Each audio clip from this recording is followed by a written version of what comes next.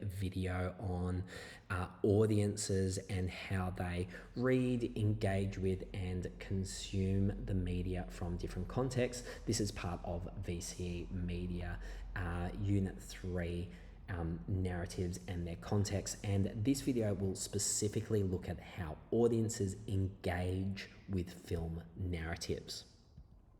So our definition from the VCE Media Study Design is that audience engagement refers to how audiences are affected emotionally and cognitively by a media product, and how these ways of engaging combine to form complex meanings and experiences. Now, that's a pretty wordy kind of definition. So our more basic form is how audiences engage is about how they think or feel about the film. And now we might actually focus more on the emotional aspects. In previous study designs, engagement was really closely linked to emotion, and so we're going to kind of look with that lens, but the definition has recently been broadened out to also how they think or cognitively engage with a media product. Now, there are many ways or many reasons why an audience might find a film engaging. We might find a film engaging because it makes us think. Okay, we might engage with a film like After Sun because it makes us feel.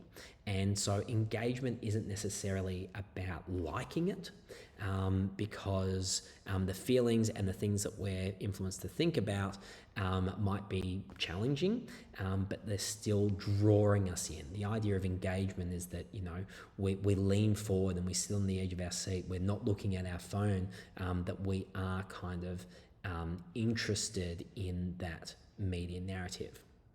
And so, we might find the film engaging because it's so bad that we're actually really enjoying it and we're laughing at it. So something like The Room from 2003, same year as Lost in Translation, surprisingly though, a bigger budget, if you believe it.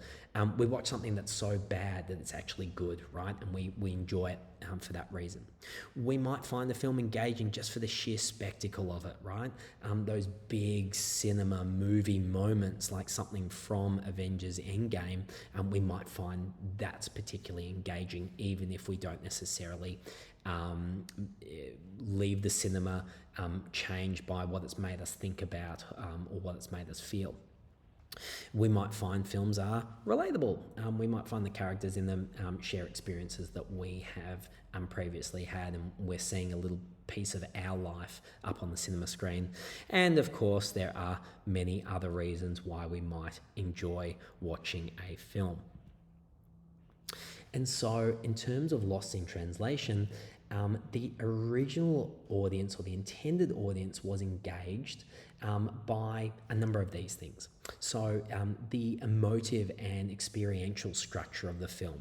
So this is the relatability aspect, where sequences of Charlotte being alone in her hotel room, or scenes where she's walking around and visiting Japan and giving us that impression of what we saw from the production context as cool Japan, that was something that audiences were engaged by. Audiences were also engaged by Bill Murray's performance. Maybe audiences who only experienced him as a comedic actor got a different side to him, and this in fact led to US film critic Roger Ebert noting that this was, quote, one of the most exquisitely controlled performances in recent movies.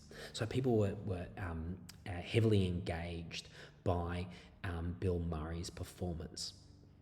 Audiences were also engaged by the ways in which the film subverts rom-com conventions. So you might look back at your notes on conventions here and conventions of genre or generic conventions, and see how the subversion of a lot of these rom-com tropes or conventions were something that audiences weren't necessarily expecting, and so therefore were intrigued by or engaged by. And then finally, audiences at the time were really engaged by that mystery of what does Bob say? What does he whisper at the end? And audiences would debate afterwards about their own personal theories about what he actually whispers to Charlotte, and make their own conclusions from the film rather than just being told exactly what happens, exactly what's said. So remember back to when we did look at conventions of the rom-com and how that love declaration somewhat subverted or somewhat uphold those rom-com conventions. And this is engaging for us. The new bit down here, down the bottom, is because audiences form their own interpretation of what Bob said, and as well as subverting the expectation, it creates something fresh for audiences to experience.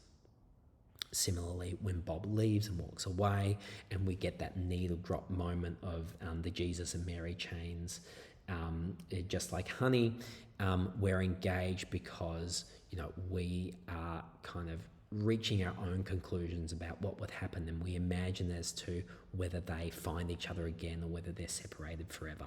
So these are a couple of the examples that we have already looked at in great detail, but connected to audience engagement. Now, audience engagement in a different context, if we're looking at present day audiences or contemporary audiences, yeah, sure, they're engaged by all of those things that we saw before. However, if they really wanted, they could look up on the internet what Bob says, or at least what YouTubers have theorized that they've said, and there's still debate around what the actual words were. There are multiple YouTube channels that try to dissect and enhance the audio but reach different conclusions.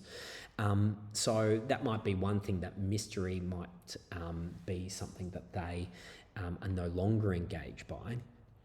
But audiences have reached different understandings now. At the time, the film was released in September 2003, and Sofia Coppola and her then husband Spike Jonze were divorced by December of that same year. So those original audiences wouldn't necessarily have reached a different understanding.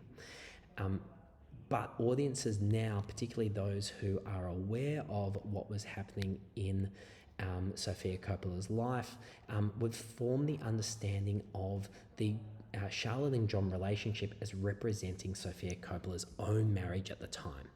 And we'd also see those scenes with Kelly as perhaps representing Cameron Diaz, and be engaged or interested about her character and how that might be reflecting Sofia Coppola's opinion of Cameron Diaz. So we're engaged by that little bit of gossip.